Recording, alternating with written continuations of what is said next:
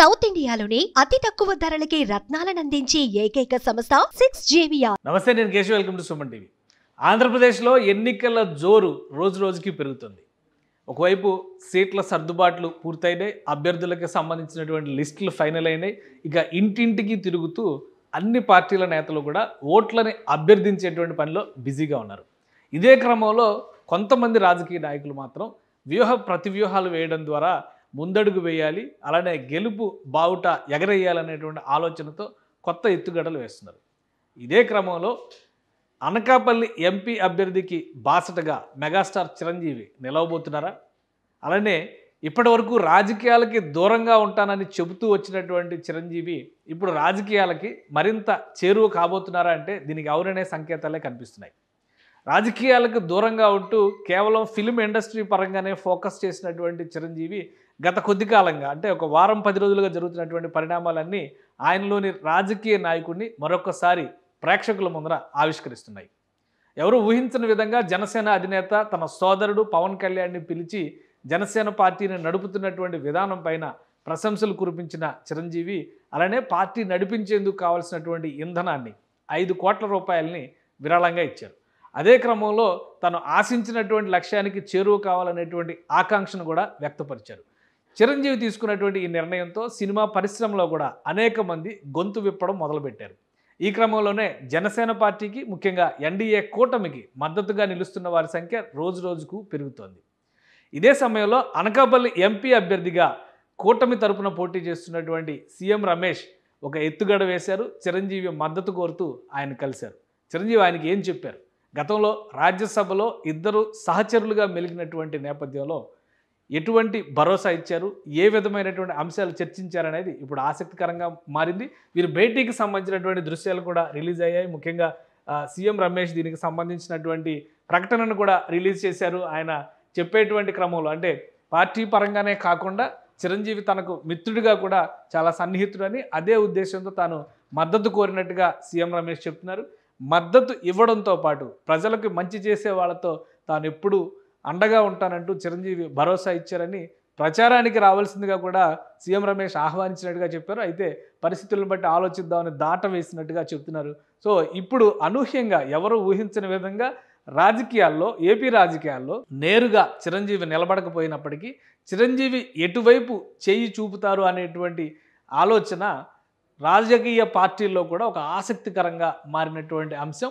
Janasena, TDP, BJP కలిసి పోటీ చేస్తున్నటువంటి కూటమికి జాతీయ స్థాయిలో కూడా చిరంజీవి మద్దతు ఉంటుందనేటువంటి అభిప్రాయాన్ని ఆయన సన్నిహితులు వ్యక్తం చేస్తున్నారు.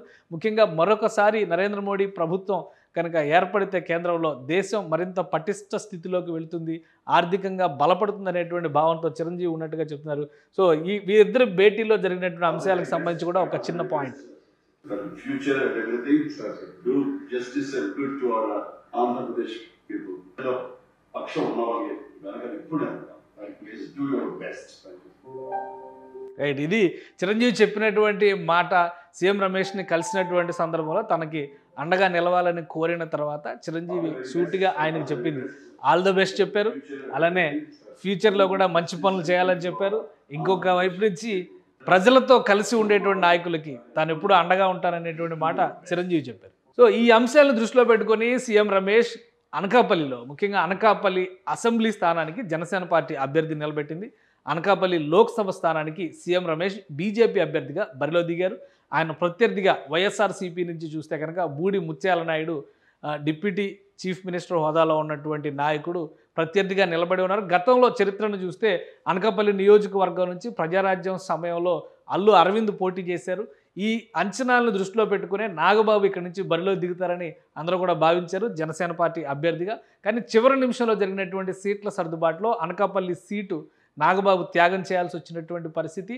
ఆయన త్యాగం చేసినటువంటి స్థానంలో సీఎం రమేష్ బీజేపీ తరఫున బరిలో దిగుతున్నారు. సో అందుకనే మర్యాదపూర్వకంగా చిరంజీవిని కలవడంతో పాటు మద్దతు కోరారు. ఈ క్రమంలో చిరంజీవి చేసినటువంటి వ్యాఖ్యలు ఇప్పుడు ఆసక్తికరంగా మారాయి.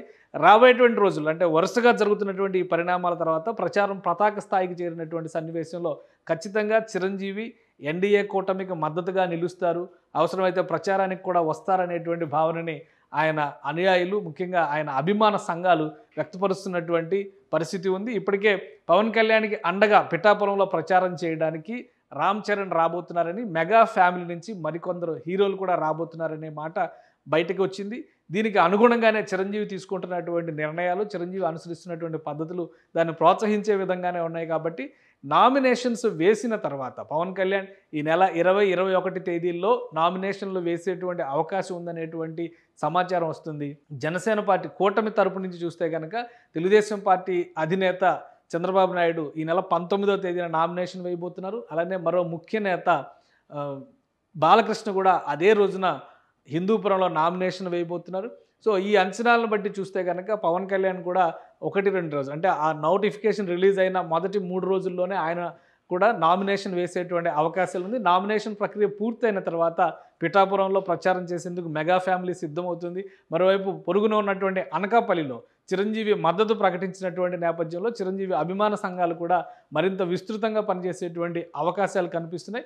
అనకాపల్లి సీటుని ఈసారి ఎలా అయినా కానీ గెలిచి తీరాలనేటువంటి ఆలోచనతో కూటమి పెద్దలు ఉన్నారు. ఎందుకంటే 100% స్ట్రైక్ రేట్ అనేటువంటి వాదనతో మొదటి నుంచి ముందుకు వెళుతున్నటువంటి నేపథ్యంలో ఏ అవకాశాన్ని వదులుకోకుండా వ్యూహాత్మకంగా కూటమి నాయకులు కూడా ముందడుగు వేస్తున్నారు. ఇప్పుడు చిరంజీవి ఇచ్చినటువంటి బాసట రాబోయే రోజుల్లో ఎంత ఓటుని కన్వర్ట్ చేస్తుంది, ఎంత ఓటుగా ట్రాన్స్ఫార్మ్ అవుతుంది అనేది ఇప్పుడు ఆసక్తికరంగా మారింది.